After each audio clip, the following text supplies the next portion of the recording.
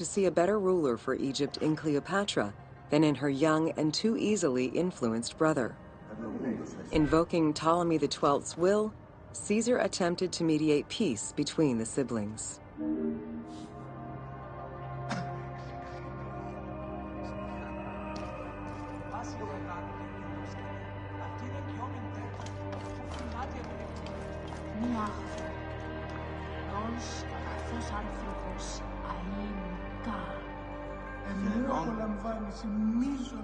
Χαίρον των Θεών ευμένεια. Ο κόσμος ούτως πεποιημένος, ώστε μη δίσαν χάνεται. Εύστεωση. Τα μη ψουσίσει. Κράτης τη ψυχή, χάριν ιδένε. Θεοί εώρα κάντε.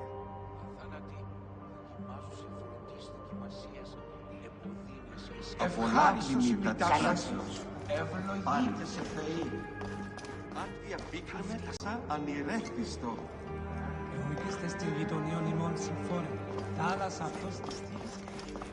Αλήνευσον την καρδία επέκνων. Δίας είδεν τας πράξεις. Was enraged by the turn of events, and his advisors were none too happy to see Cleopatra return. Urged on by General in 47 BCE. It was in March 47 BCE. In June of 47 BCE, Cleopatra gave birth to a son, whom she called Caesarion. Caesar did not accept the boy as his heir, choosing instead his nephew Octavian. Nonetheless, on his return to Rome, Caesar invited the queen and her brother husband to stay in the city. Her presence still drew much disapproval from the Senate. Always a strategist, Caesar left 4 legions in Egypt, and a man he trusted to direct Egyptian affairs, giving him control of the wheat supplies essential to Rome. Cleopatra and her entourage remained in Rome until March 44 BCE, when Caesar was murdered.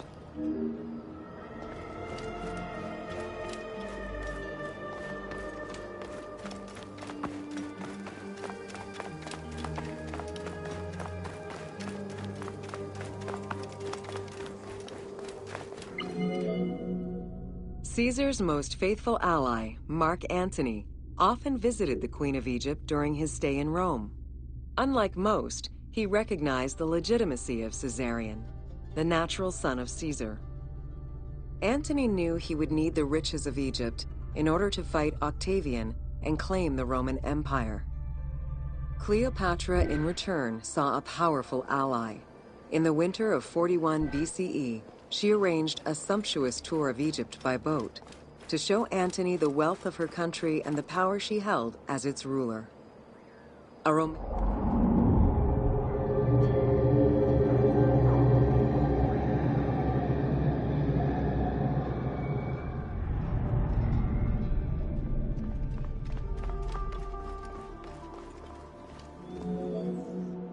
Despite his marriage to Octavia, Antony remained Cleopatra's lover, and she gave birth to their children. Cleopatra increased her kingdom's territory and started a political propaganda alongside her lover in Egypt and beyond. She hoped to create a Ptolemaic federal empire with Alexandria at its center. Antony eventually repudiated his Roman wife for the Egyptian queen, much to the dismay of the Roman elite. However, Octavian managed his own propaganda campaign and succeeded. The Roman people hated Mark Antony and Cleopatra. The following events remain difficult to confirm due to the many versions and legends around them. It is believed that after hearing a rumor about Cleopatra's suicide, Mark Antony committed suicide himself. He was brought to the queen as he slowly passed away. Knowing that Octavian would have her chained and paraded through Rome in defeat, Cleopatra planned her own suicide. She most likely killed herself with arsenic, though admittedly, the version where she uses an asp to deliver a fatal bite may be considered more dramatic. What happened to the body of Cleopatra is still a mystery.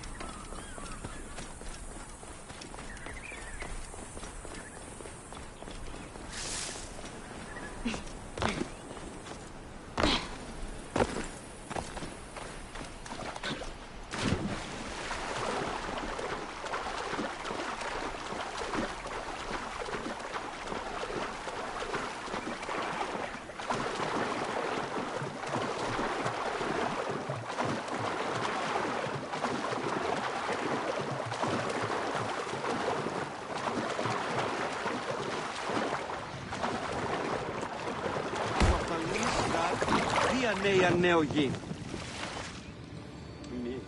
Μη με ταράξετε. Ησυχία θέλω μόνο.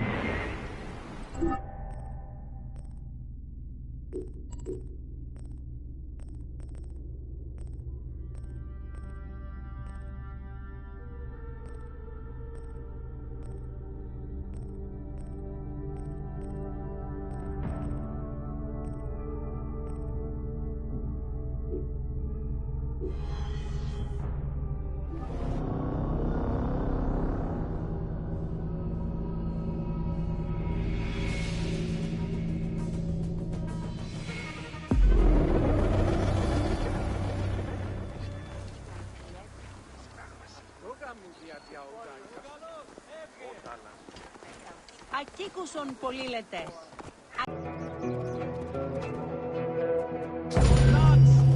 Welcome to the Great Library of Alexandria. Near the district of royal palaces and within the Mouseion was the most famous library of all antiquity. The Library of Alexandria was built to house all of human knowledge.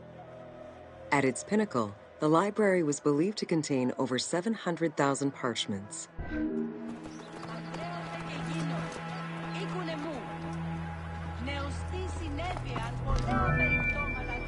Throughout the centuries, fires and wars between Christianity and paganism destroyed the library, leaving nothing behind. The loss of the building, and more importantly, its vast collection, is immeasurable. As no descriptions are available, the team's rendition of the Library of Alexandria was inspired by the visuals of the Library of Chalcis at Ephesus.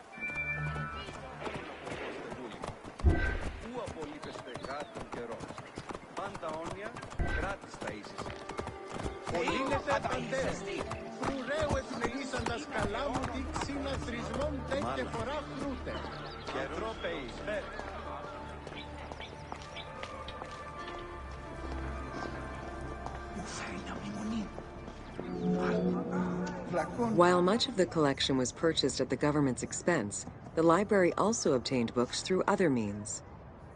Any books owned by travelers coming through the city were seized to be copied for the library. The copy would then be returned to the owner, and the original entered into the library's collection.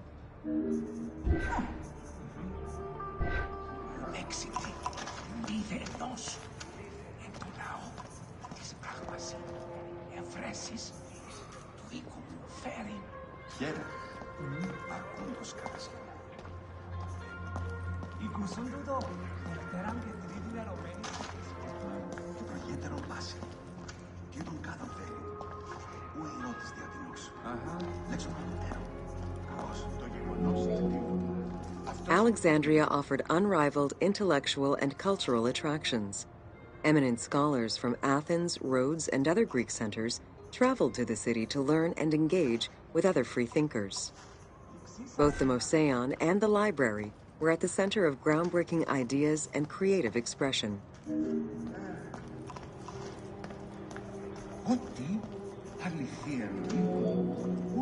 The great minds of antiquity were usually well versed in many disciplines, which were often associated to specific schools of thought.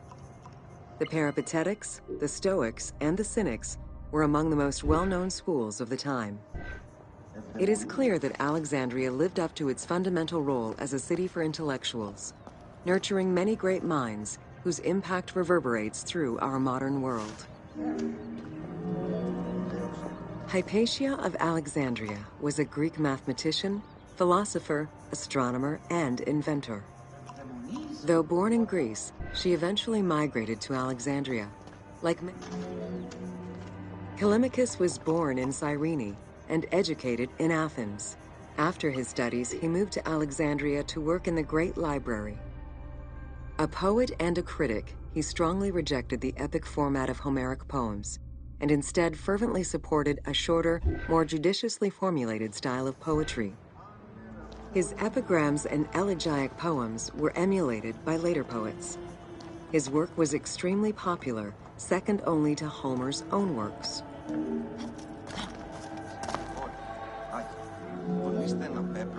It was in Alexandria that mathematician Euclid, the father of geometry, wrote the Elements, laying out the foundational work of what would become modern algebra and number theory.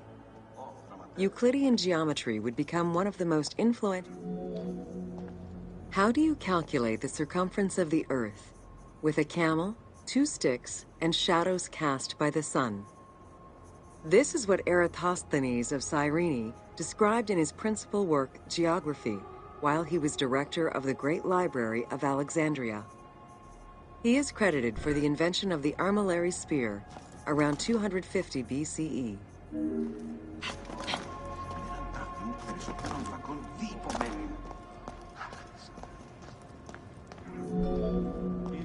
The earliest known and most complete armillary sphere of antiquity was the Meteoroscopion of Alexandria, with an imposing 9 rings compared to the 3 or 4 of most other astrolabes. Known as the zodiac krikatoi amongst the Greeks, the Meteoroscopion was used to determine the location of celestial bodies around the Earth. Pythagoras of Samos was a well-known and respected philosopher and mathematician. He is best known for the Pythagorean theorem. However, there is proof that the theorem existed in Babylonia and India long before Pythagoras was born, casting some doubts as to who exactly originated the theorem. Ω διδάσκαλε.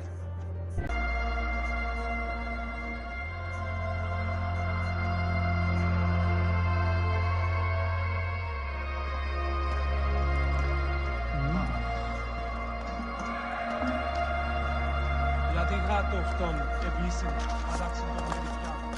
Λακίας.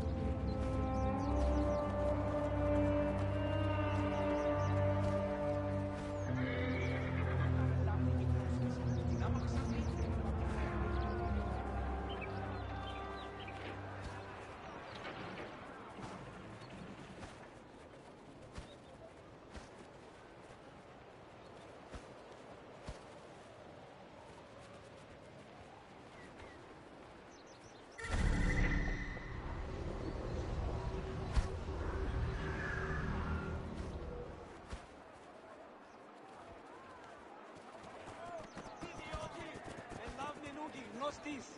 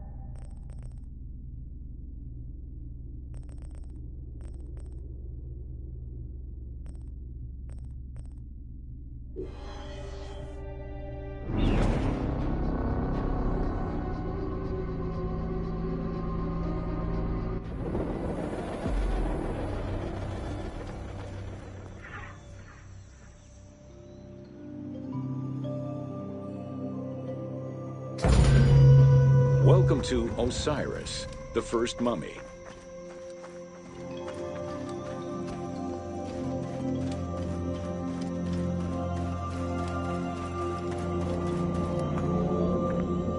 The oldest mummies recovered date from the Old Kingdom, though Egyptologists believe that mummification was in use much earlier than that. At first, the body was mummified through environmental desiccation, by leveraging the dryness of the environment and the heat of the climate. Early experimentations in mummification were conducted with the use of resin made from tree sap. Strips of linen were only used on some superficial parts of the epidermis of the hands or jaw.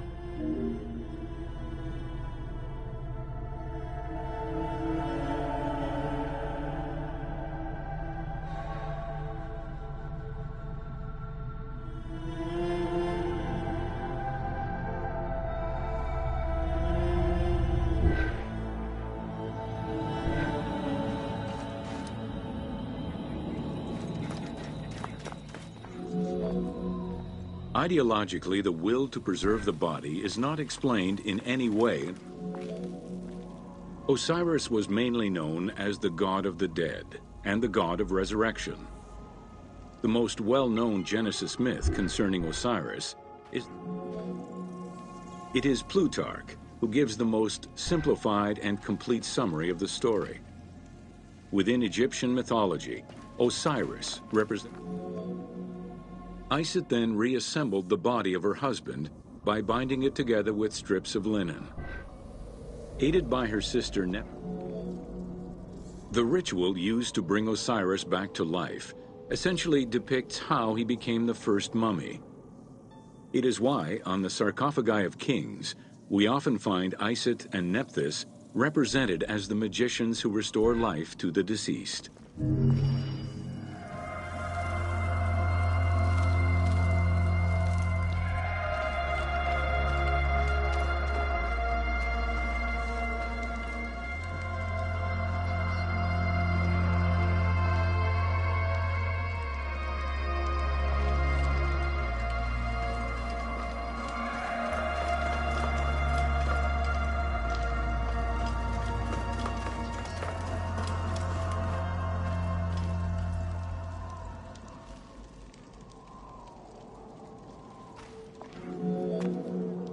It is Plutarch who gives the most simplified and complete summary of the story. Within Egyptian mythology, Osiris represented the first king to rule Egypt. Jealous of his power, his brother Seth attempted to usurp his throne. After several unsuccessful attempts, Seth succeeded in killing his brother by dismembering him and scattering the pieces of his body all over Egypt. Isis, the great of magic, traveled all over Egypt in search of the pieces of her husband's body. After a long search, she recovered all the pieces save for his manhood, as it was eaten by a fish.